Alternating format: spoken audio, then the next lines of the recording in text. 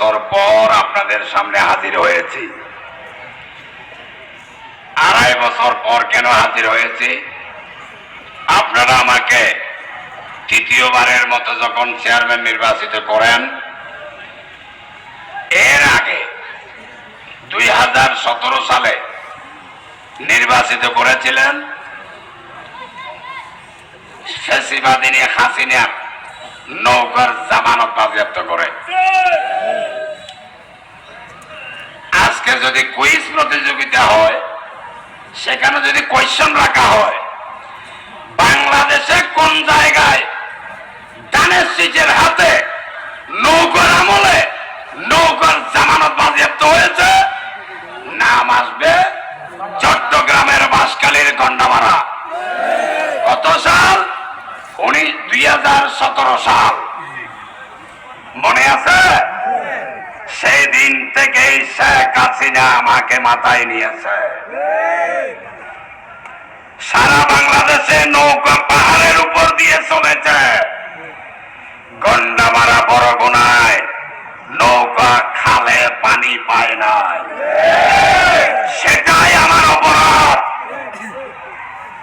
সেটাই আমার অপরাধ ছিল। আমার বিরুদ্ধে বারবার মিথ্যা মামলা দিয়ে আমাকে জেলে দেওয়া হয়।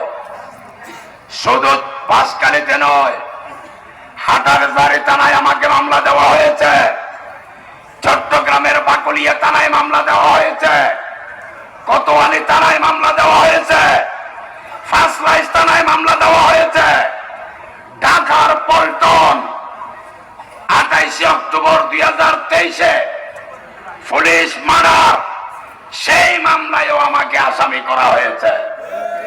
আমি কি আসলে এত বড় মাপের নেতা? আমি কি জাতীয় নেতা? আমি গন্ডামারা একটা ক্ষুদ্র এলাকা, বাংলাদেশের অজপাড়াগা সাগর পাড়ের একটি ক্ষুদ্র এলাকার মানুষের জনপ্রতিনিধি। সমগ্র বাংলাদেশে আমাকে মামলা দেওয়া হয়েছে। সকল মামলাগুলো রাজনৈতিক মামলা। কেন? 2017 সালে ধানের শীষের হাতে কেমনে নৌকা জামানত বাজেয়াপ্ত হয়? নৌকার আমলে। এটাই ছিল আমার সবচেয়ে বড় অপরাধ। বুঝতে পারছেন? আরেকটি অপরাধ, বাংলাদেশের বহু নেতা, আমাদের দলেরও অনেকে, বিভিন্ন বিরোধী দলের অনেকে শেখ মুজিবকে কেউ কেউ জাতির জনক বলে ফেলতো, কেউ বঙ্গবন্ধু বলে ফেলতো। আমার এই জবান দিয়ে কোনদিন জাতির পিতাও বলি নাই, বঙ্গবন্ধুও বলি নাই। তবে যে কোনো বড় অনুষ্ঠানে স্মরণ করতাম মরহুম শেখ মুজিবুর রহমান বলে। আমার মুখ দিয়ে কোনদিন বঙ্গবন্ধু উচ্চারণ হয় নাই। আপনারা খেয়াল করে দেখবেন, এটাও আমার অপরাধ। আমাকে শেখ হাসিনা শেখ মুজিবের ছবির নিচে বসিয়ে আজ পর্যন্ত কেউ ছবি তুলতে পারে নাই। এটাও আমার অপরাধ ছিল। আমি সাচ্চা জাতীয়তাবাদী রাজনৈতিক কর্মী, এটাও আমার অপরাধ ছিল। আমি সারা জীবন নির্যাতনের শিকার। আমি যেদিন প্রথম জাতীয়তাবাদী ছাত্র দলের ফরম পূরণ করি 1985 সালের 22 জানুয়ারি, সর্বপ্রথম সীতাকুণ্ডের কুমিরা হাই স্কুলে আমরা মাঠের এক কোনায় গিয়ে, সবাই খেলতেছে, আমরা মাঠের এক কোনায় গিয়ে ছাত্র দলের ফরম পূরণ করে ওই দিনে ওই স্কুলের সেক্রেটারি হয়েছি। ওই দিন সন্ধ্যায় হেড স্যারের রুমে গিয়ে হোস্টেলের দায়িত্বে যে সমস্ত টিচাররা ছিলেন আমাকে খুব মেরেছিলেন। যেদিন ছাত্রদল শুরু করি সেদিনও আমি মার খেয়েছি। তবে সেদিন একটা ছিল শাসন। আমার শ্রদ্ধেয় শিক্ষকরা আমাকে শাসন করেছিলেন। এরপরে 1987, 1988, 1989, 1990, নই। এই সময়ে প্রতিপক্ষ ছাত্রলীগ, প্রতিপক্ষ ছাত্র শিবির, জাতীয় পার্টি, নতুন বাংলা ছাত্র সমাজ, এই সমস্ত সংগঠন করতে আমি বারবার আঘাতের শিকার হয়েছি। এই এলাকায় থাকতাম না বিদায় এই এলাকার মানুষ জানতো না। 1996 সালে আমাদের তৎকালীন এমপি জাফরুল ইসলাম চৌধুরীর প্রথম নির্বাচনে আমার সক্রিয় ভূমিকার কারণে জালিয়াখালী বাজারের ঘটনাকে কেন্দ্র করে চট্টগ্রাম বিশ্ববিদ্যালয়ে একটি ছাত্র সংগঠন আমার উপর এমন ভাবে আক্রমণ করেছিল, আমি সেদিন মৃত্যুর মুখ থেকে ফিরে এসেছিলাম। মুরব্বীদের দোয়া ছিল বিদায় 1 মাস পলিক্লিনিক হাসপাতালে ছিলাম চট্টগ্রামে। নিজামপুর কলেজে পড়া অবস্থায় আমার রক্তে বিলের পানি লাল হয়ে গিয়েছিল জাতীয়তাবাদী ছাত্র দলের জন্য। শুধু তাই নয়, ফ্যাসিবাদী হাসিনার প্রথম আমলে চট্টগ্রাম শহরে বহুবার আওয়ামী লীগ, যুবলীগ, ছাত্রলীগের আক্রমণের শিকার হয়েছি। প্রিয় সমাবেশ, শুধু কি তাই, আমি যখন বিশ্ববিদ্যালয়ে পড়ালেখা শেষ করে আপনাদের এখানে এসে আপনাদের নির্বাচিত প্রতিনিধি হিসাবে আমি কাজ শুরু করি। 1 টার্ম কাজ করার পরে মাঝখানে আরেক টার্ম আমি ইলেকশন করি নাই। তারপরে আপনাদের আহ্বানে আবার 2017 সালে ধানের শীষ মার্কা নিয়ে নৌকার জামানত বাজেয়াপ্ত করে আমি আবার চেয়ারম্যান নির্বাচিত হই। গত 2022 সালে আমার বিরুদ্ধে যে ইলেকশন করেছিল তারেক রহমানের মামলার বাদী ছিল। সেই কারণে দক্ষিণ জেলা আওয়ামী লীগের নেতারা গন্ডামারায় নিয়ে এসেছিল, বাঁশখালীর নেতারা এসেছিল, কেন্দ্রীয় নেতারা এসেছিল। কারণ ছেলে ছোট হোক, নামে কিন্তু বড় ছিল। সেও তাদের এক কেন্দ্রীয় নেতা চট্টগ্রাম দক্ষিণ জেলা ছাত্রলীগের সভাপতি বানাবে বলে তাকে তারেক রহমানের মামলার বাদী করে ফেলেছিল। সে যখন আমার বিরুদ্ধে নির্বাচন করতেছে, আওয়ামী লীগের দায়িত্ব হয়ে গিয়েছে আমাকে পরাজিত করা।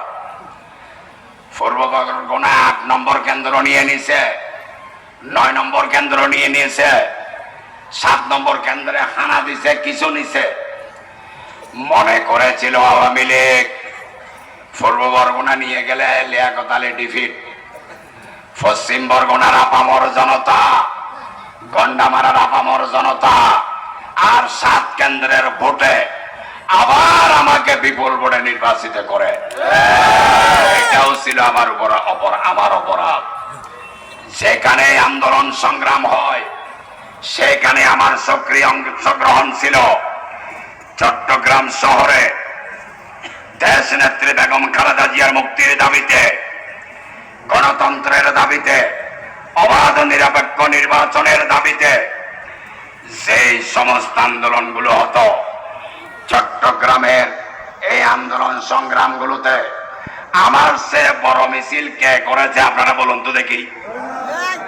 আমার চেয়ে বড় মিছিল করতে কাউকে দেখেছেন? একবার না, অসংখ্যবার। আমাকে কেন ছাড়বে আওয়ামী লীগ? গোয়েন্দা রিপোর্ট নাই, ডিজিএফআই, এনএসআই, ডিএসবি রিপোর্ট নাই, আমাকে কেন ছাড়বে? শুধু তাই নয়, আমি জেলে যাওয়ার পরে, আমি যখন জেলে, তখন দেশনেত্রীর মুক্তির দাবিতে চট্টগ্রামে বিভাগীয় সমাবেশ হয়। সেইখানেও আপনাদের মিছিল ছিল সাদা টুপি মাথায় দিয়ে সবার চেয়ে বড়। সুতরাং আমাকে তো নির্যাতন করবেই, স্বাভাবিকভাবে আমি নির্যাতনের শিকার হয়েছি। এমন নির্যাতনের শিকার হয়েছি, আপনারা যদি পরিমাপ করেন, চট্টগ্রাম উত্তরে জাতীয় নেতা শহীদ সালাউদ্দিন কাদের চৌধুরীর পরিবার, সীতাকুণ্ডের আসলাম চৌধুরীর পরিবারের পরে আমি লিয়াকত আলীকে নির্যাতন করা হয়েছে। দক্ষিণ চট্টগ্রামে আমার চেয়ে বেশি আওয়ামী লীগের নির্যাতনের শিকার কে হয়েছে আপনারা খবর নিয়ে দেখেন। একটা বিষয় আল্লাহর কাছে শুকরিয়া জানাই, ফ্যাসিবাদিনী, কালনাগিনী, স্বৈরাচারিণী শেখ হাসিনার পুলিশ আমাকে গন্ডমারা থেকে কখনো গ্রেফতার করতে পারে নাই। আপনারা আমাকে গ্রেফতার করতে দেন নাই। গন্ডামারায় পুলিশ র্যাব আসার সাথে সাথে মাইকে পাবলিসিটি করে দিতেন আপনারা যে আমাদের চেয়ারম্যানকে নেওয়ার জন্য সরকারি ডাকাত আসতেছে। সাথে সাথে লাঠি সোটা নিয়ে আপনারা নারী পুরুষ সকলে বের হয়ে যেতেন। 2016 সালে আপনারা দেখেছেন আমি এলাকার মানুষের ন্যায্য দাবির জন্য আন্দোলনে নেতৃত্ব দিয়েছিলাম। আমার 4 জন লোককে মেরে ফেলা হয়। আমার 4 ভাইয়ের মার্ডার কেসের আসামি করা হয় আমাকে। আমি 3.5 মাস জেল কেটেছি। আমি কি মিথ্যা বলছি? আমার ভাই মারা হয়েছে, আমাকে মার্ডার কেসের আসামি দেওয়া হয়েছে। ইনশাল্লাহ ওই মামলা পুনঃ তদন্তের আদেশ হয়েছে। যারা হত্যা করেছে সকলকে আসামি করতে হবে। প্রশাসনের ভাইদের উদ্দেশ্যে বলতে চাই, 2016 সালে গন্ডামারার 4 মার্ডার মামলায় যারা যারা হত্যাকাণ্ডের সাথে জড়িত সকলকে আসামি করতে হবে। এখন ফার্দার ইনভেস্টিগেশনের অর্ডার হয়েছে, পুলিশকে নির্দেশ দিয়েছে তদন্ত করার জন্য। আমার বাবাকে আমার বাড়ি থেকে 2016 সালের 16 মে গ্রেফতার করা হয়। আসর নামাজ পড়ার সময় 4 রাকাত শেষ করতে পারে নাই, 3 রাকাত মাত্র পড়েছে। এই অবস্থা থেকে 2000-এর উপরে পুলিশ আসছিল, এডিশনাল ডিআইজির নেতৃত্বে এসপি আসছিল অন্তত না হলে 8 জন, additional SP, circle SP, inspector আসছিল কমপক্ষে 400, কনস্টেবল 2000-এর কাছাকাছি আসছিল, 134টা গাড়ি আসছিল। ঠিক কিনা? আপনার গরম পানির গাড়ি, অ্যাম্বুলেন্স, রাস্তা কেটে দিলে সাথে সাথে মেরামত করার সরঞ্জাম সহ সবকিছু নিয়ে আসা হয়েছিল। আমি হাজার হাজার মহিলার মাঝখানে ছিলাম। পুরুষদেরকে খেদাইয়া আমার বাড়িতে গিয়ে আমার বাবাকে গ্রেফতার করা হয়। আসর নামাজ 3 রাকাত থেকে আমার বাবাকে গ্রেফতার করা হয়। আমার বৃদ্ধ বাবাকে গলায় অস্ত্র বেঁধে দিয়ে ছবি তোলা হয়। পরবর্তীতে সেই অস্ত্র আমার বিরুদ্ধে দেওয়া হয়। কিরকম অপমান করেছে দেখেন। গত বছরের আগের বছর আমি চট্টগ্রাম আব্বারা বাসায় আমি ফজরের নামাজের পর শুয়ে রয়েছি। আমার ছোট ছেলেটার সাথে দুষ্টামি করতেছি। এমন টাইমে চট্টগ্রাম জেলা ডিবি পুলিশ এসে আমাকে গ্রেফতার করে, কোন কারণ ছাড়া, কোন দোষ ছাড়া। আমার ছোট ছেলেটি যখন তাদেরকে বাধা দেয়, আমাকে জড়িয়ে ধরে, আমার ছেলেটাকে 2টা খুব সজোরে লাথি দিয়েছিল। সেই সময় আমার মস্তিষ্কে রক্তক্ষরণ হচ্ছিল। এমন লাগছিল আমার, যেমন মনে হইতেছে আমি এখনই মারা যাব। আমার ছোট ছেলেটাকে 2টা লাথি মেরে তার কাছ থেকে আমাকে ছিনিয়ে নেওয়ার পরে আমাদের বাড়ির পশ্চিমে, সমিতিগুনার পশ্চিমে শাহবাগানে আমাকে আনছে বলে, সেখান থেকে অস্ত্র উদ্ধার করে দিয়েছি বলে আমাকে মিথ্যা মামলা দেওয়া হয়। সেই মামলায় সাক্ষী করা হয়। পশ্চিম বরগুনা শিকদার বাড়ির রশিদ নামের এক ছেলেকে, আপনার পূর্ব বরগুনা মিয়াজান বাড়ির আনসারের ছেলে আলী নামের এক ছেলেকে প্রশাসনের কাছে আহ্বান জানাবো, সেই অস্ত্র কারা এনে দিয়েছিল আমি ফার্দার ইনভেস্টিগেশনের ব্যবস্থা করতেছি, সঠিক তথ্য উত্থাপন করতে হবে। এরপরে কারণ আমাকে তো বাসকালি আনা হয় নাই, সেখান থেকে জেলখানায় ঢুকিয়ে দেওয়া হয়েছিল, আমাকে দেওয়া হয়েছে অস্ত্র মামলা। এরপরে গত বছর 28শে অক্টোবরে বাসকালীর আমাদের কর্মীরা ঢাকায় গিয়ে মিছিল করেছে, সেই অপরাধে আমাকে ঢাকা পল্টন থানায় পুলিশ হত্যা মামলায় আমাকে আসামি করা হয়েছে। হরতাল অবরোধের সময় আমাদের কর্মীরা সাম্বলে হরতাল অবরোধের মিছিল করেছে, আমাকে আসামি করা হয়েছে। জলদিতে করেছে, আমাকে 1 নম্বর আসামি করা হয়েছে। সাধনপুর করেছে, আমাকে 1 নম্বর আসামি করেছে। গুনাগুড়ি করেছে, আমাকে 1 নম্বর আসামি করেছে। শুধু তাই নয়, 108 দিন পর্যন্ত আপনারা আমাকে বাড়িতে পাহারা দিয়ে রাখছিলেন। ওই সময় শত শত পুলিশ আওয়ামী লীগ আসত আমাকে গ্রেপ্তার করতে। আপনাদের লাঠি সোটাই পাটকেলের প্রতিরোধে এরা পালিয়ে যেত। যতবারই এসেছে ততবারই আমার বিরুদ্ধে বোমা বিস্ফোরণের মামলা নিয়েছে।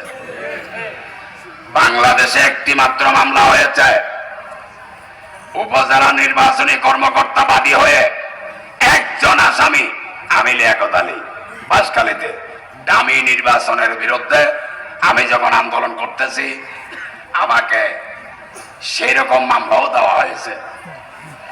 এই মামলাগুলোতে যখন আমি হাইকোর্টে জামিন নিতে যাই, 13টা মামলায় 6টি মামলায় জামিন নিয়েছি, আর 7টি মামলা বাকি আছে। এমন টাইমে এই পশ্চিম বরগুনার ছেলে নাসিরকে গ্রেপ্তার করে 21 ঘন্টা পিটিয়ে আমাকে গ্রেপ্তার করে ঢাকা থেকে। আমাকে ঢাকা ডিবি হারুনের নেতৃত্বে এডিসি ফয়সাল নামের একটা লোক নেতৃত্ব দিয়েছিল।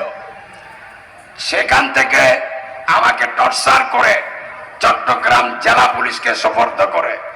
চট্টগ্রাম জেলা পুলিশ বাঁশখালীতে এনে বাঁশখালী থানায় আমাকে শোয়াইয়ে রাখা হয়।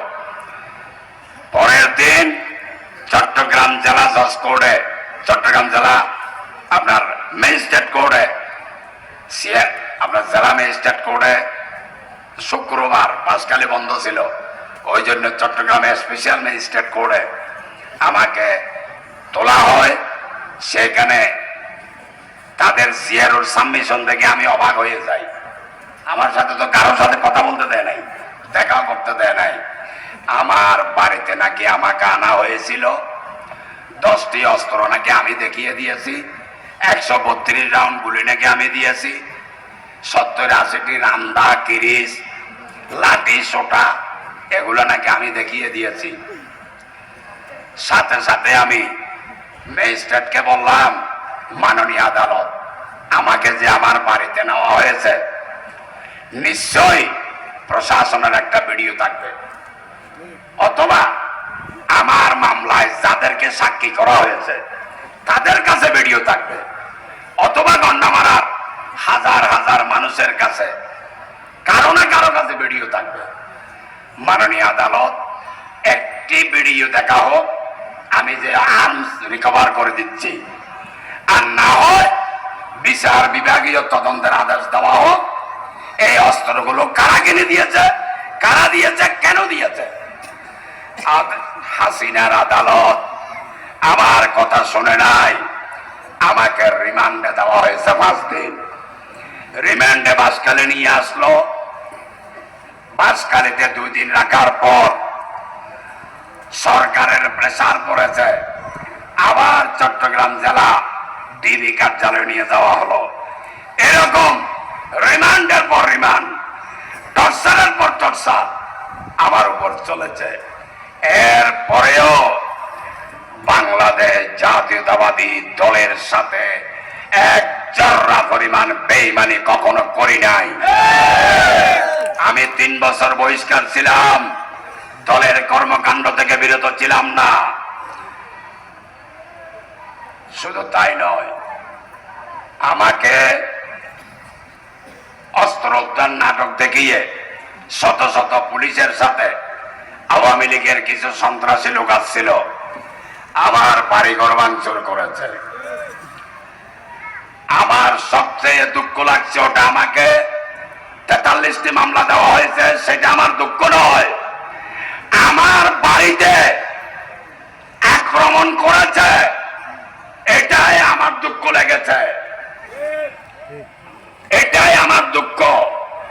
পুলিশের সহায়তায় আমার ছেলের জন্য তার মামা এক জোড়া ইতালিয়ান ক্যাশ আনছিল আমার ছোট ছেলেটার জন্য, আর এক জোড়া সাইকেল।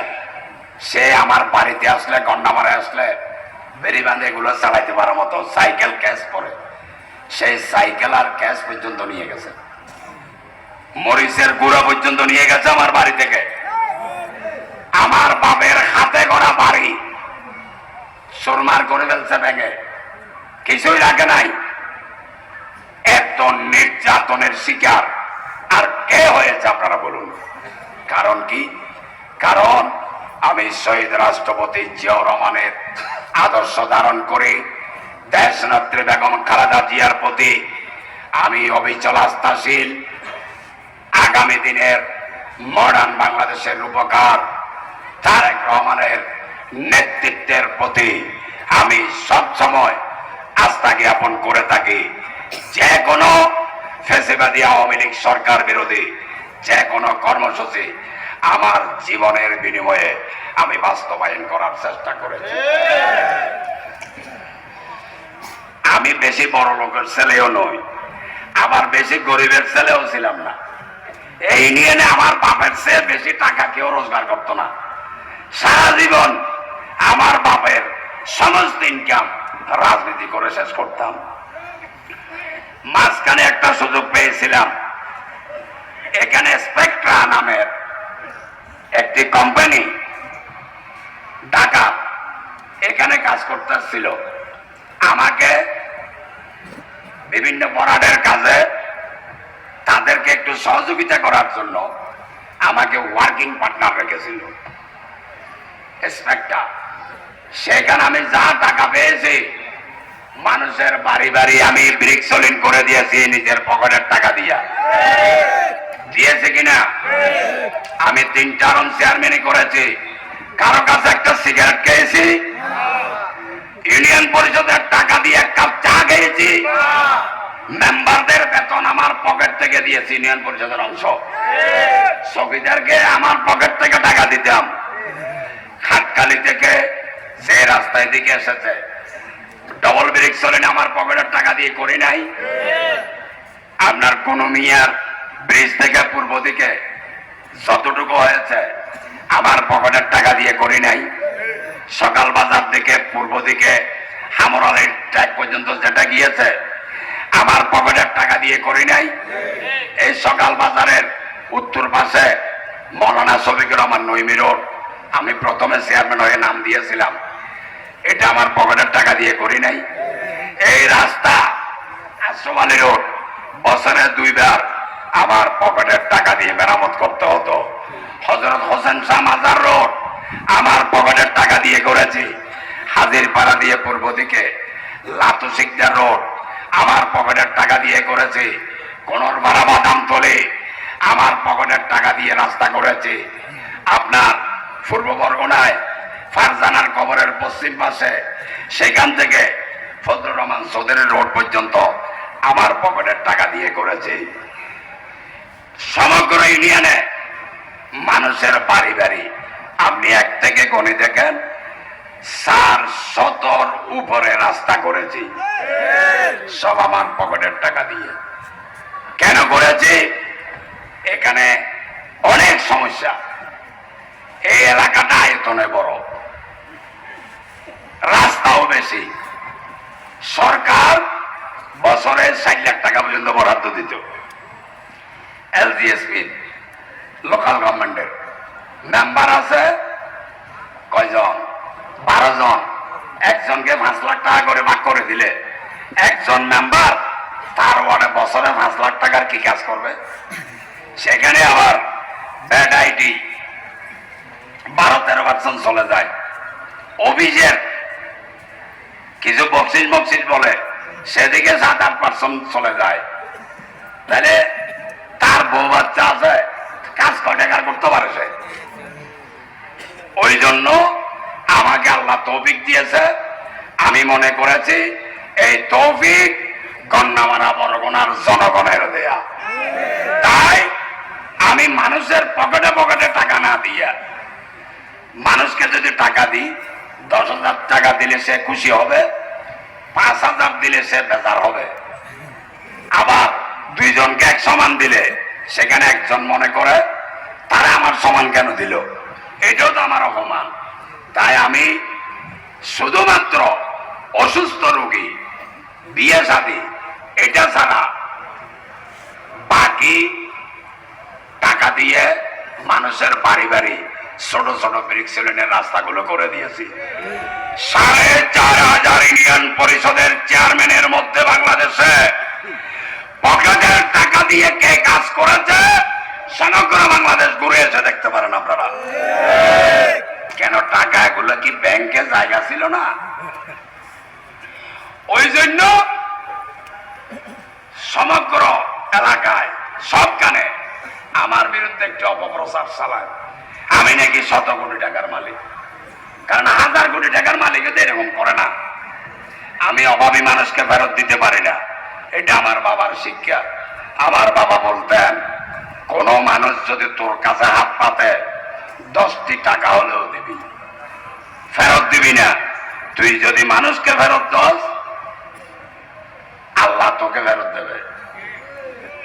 আমি আমার বাপের শিক্ষাটি সবসময় মনে রাখতাম, এখনো রাখি, ভবিষ্যতে যেন আল্লাহ রাখায়। আল্লাহ তুমি আমার বাবাকে জান্নাতের উচ্চ মাকাম দান করো। এবং যে কোনো মা বাবা সন্তানদেরকে এরকম শিক্ষা যারা দেয় তাদেরকে আল্লাহ তুমি জান্নাতের আলা মাকাম দান করো। প্রিয় সমাবেশ, শুধু তাই নয়, আমার বাবা মারা গেল, আমি চিন্তা করলাম আমার বাবার জন্য একটা মেজবান দেব। আমি যখন মেজবানের সিদ্ধান্ত নিয়েছি, চট্টগ্রাম জেলা পুলিশ সুপার নুরুল আলম মিনা আমাকে ডেকে বলল, চেয়ারম্যান সাহেব আপনি নাকি মেজবান দিচ্ছেন? আমি বললাম দিচ্ছি। গরু কয়টা জবে করবেন? আমি বললাম যে এখনো জানি না। আয়োজন কোথায় করবেন? আমি বললাম আমাদের পশ্চিমে মাছের বোনা আছে, সেখানে বড় প্যান্ডেল করে করব। কয় শর্ত আছে? কি শর্ত? মির্জা ফখরুল ইসলাম আলমগীরকে দাওয়াত দিতে পারবেন না, বিএনপির স্থায়ী কমিটির কাউকে দাওয়াত দিতে পারবেন না, চট্টগ্রাম মহানগরের ডাক্তার সাদাতকে দাওয়াত দিতে পারবেন না। তা আমি বললাম এসপি সাহেব, বিএনপির যদি কারো দাওয়াত দিতে না পারি তা আমি আর মেজবান করে লাভ কি? আরো শর্ত আছে। কি শর্ত? হেলিকপ্টার নিয়ে কোনো অতিথি আসতে পারবে না, কারণ এখানে জাতীয় জনগুরুত্বপূর্ণ প্রজেক্ট হয়েছে আপনার এখানে। তাই বলি আমার দলের মহাসচিব রাস্তাঘাট নাই, এই অজপাড়া গাঁও তো হেলিকপ্টার নিয়ে আসতে হবে। না পারবেন না। তখন আমি চিন্তা করলাম এইরকম মেজবান যদি আমার দলের নেতাদের আমি দাওয়াত দিতে না পারি, এইরকম মেজবান করার কোনো দরকার নাই। আল্লাহর কি হুকুম, 2019-এর পরে 2020-এ এসে গেল করোনা। তখন আমি চিন্তা করলাম আমার বাবার জন্য যে জিয়াফতের আয়োজন আমি করব চিন্তা করছিলাম, এটা আমি মানুষকে দিয়ে দেব। বাঁশখালীর 15,000 পরিবারকে 4 কোটি টাকা করোনা সহযোগিতা আমি করেছিলাম। প্রত্যেককে 1 বস্তা চাউল, ডাল, তেল, আপনার পেঁয়াজ, সাবান, যতটুকু আমার দ্বারা সম্ভব। আর চাল দিয়েছি আমার বাসায় যেটা খাই সেটা। আমার বাসায় একটা খাবো, মানুষকে আর একটা দেবো, এই নীতিতে আমি বিশ্বাস করি না। কেন? টাকার প্রতি কি আমার মহব্বত ছিল না? আমার বাপের জন্য মেজবান দিলে এত যাইতো না, এটা করতে গিয়ে আরো বেশি গিয়েছে। আলহামদুলিল্লাহ, আল্লাহ আমার বাবার সওয়াবের জন্য আমাকে দিয়ে এটি করিয়েছেন, আল্লাহর কাছে শুকরিয়া জানাই। বিএনপির বাসকারীতে চট্টগ্রাম দক্ষিণ মহানগর বিশ্ববিদ্যালয়ের অনেক কর্মীর মামলা মোকদ্দমায় সহযোগিতা করেছি। বাসকালীন প্রায় কর্মীর মামলা মোকদ্দমা, জেলে অবস্থানের খরচ সবকিছু আমি মেনটেন করতাম। সেই জন্য এগুলা গোয়েন্দা রিপোর্ট আছে। বিভিন্ন গোয়েন্দা রিপোর্টের কারণে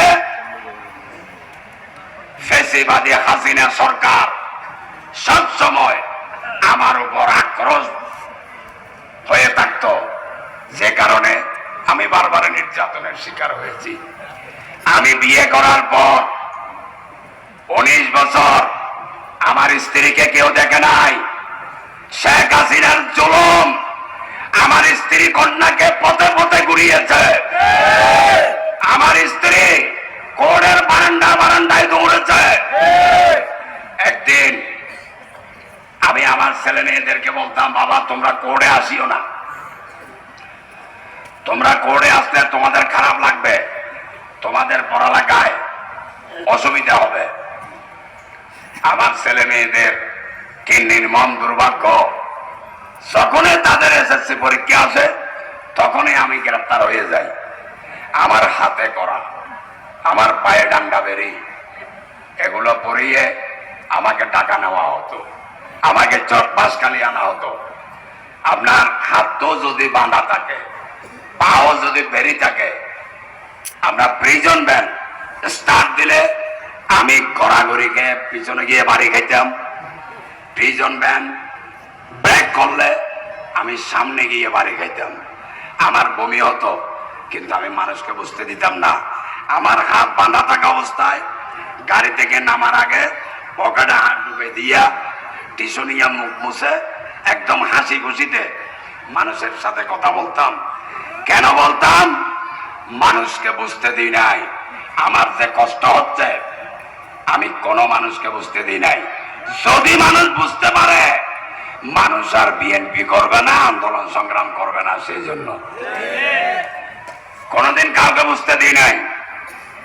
হাসিনার পতন হবে এটাও অনেক সময় বিশ্বাস করি নাই। আমরা ক্ষমতায় আসার সম্ভাবনা তৈরি হবে সেটাও বিশ্বাস করি নাই। শুধুমাত্র বাঁশখালীতে আমার প্রাণ প্রিয় দল বিএনপি টিকে থাকুক, এটাই চাইছিলাম। এটার জন্য এত নির্যাতন মাথায় নিয়েছি।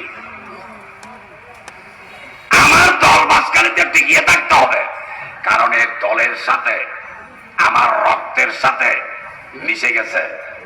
এ দল আমার রক্ত অভিন্ন। না হলে 3 বছর বহিষ্কার থাকার পরে আরো বিরোধী দল কেউ দল করে না স্বাভাবিকভাবে। আমি কিন্তু ছাড়তে পারি নাই, আমি ছেড়ে দিতে পারি নাই। প্রিয় সমাবেশ, শুধু কি তাই? কোর্টের মধ্যে একদিন দূরে আমার স্ত্রী এবং আমার মেয়ে মেকআপ দিয়ে দাঁড়িয়ে রয়েছে, চোখে পানি পড়তেছে এদের। আমি এদেরকেও দেখেও না দেখার ভান করে রয়েছি। ক্যান্টনমেন্ট পাবলিক কলেজে আমার 2টা যমজ ছেলে পড়ে ইন্টারমিডিয়েটে। এই ছেলেগুলো আমার হাতে করা পায়ে ডান্ডা বেরি দেখে, আমার মেয়েটা হাতে করা পায়ে ডান্ডা বেরি দেখে, এগুলো দেখে দেখে এসএসসি পরীক্ষার হলে গিয়েছে। এগুলো দেখে দেখে এসএসসি পরীক্ষার হলে গিয়েছে। কোর্টের মধ্যে আমার এই 2 ছেলে যদি আমাকে দেখতে যায়, আমি তাদের সাথে চোখ রাঙিয়ে কথা বলতাম, তারা যেন কোর্টে না আসে। ছোট ছেলেটাকে মানাতে পারতাম না।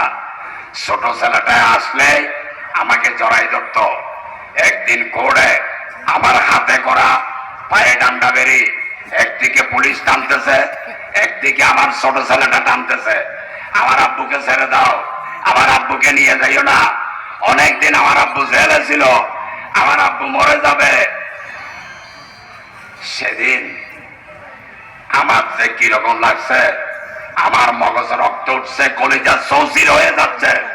তারপরেও আমি মানুষের দিকে হাসি খুশিতে হাত মেরে মানুষকে অভিবাদন জানাতাম, শুধুমাত্র মানুষ ভয় না পায় মতো। মানুষ যদি ভয় পায়, আমার দল মানুষ করবে না।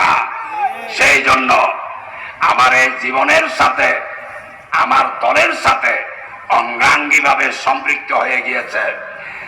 যতদিন জীবিত থাকি আল্লাহ যেন এই দলের সাথে সম্পৃক্ত রাখে। আমি এমপি হওয়ার জন্য রাজনীতি করি না, আমি নেতা হওয়ার জন্য রাজনীতি করি না। আমার রাজনীতির উদ্দেশ্য হচ্ছে একটি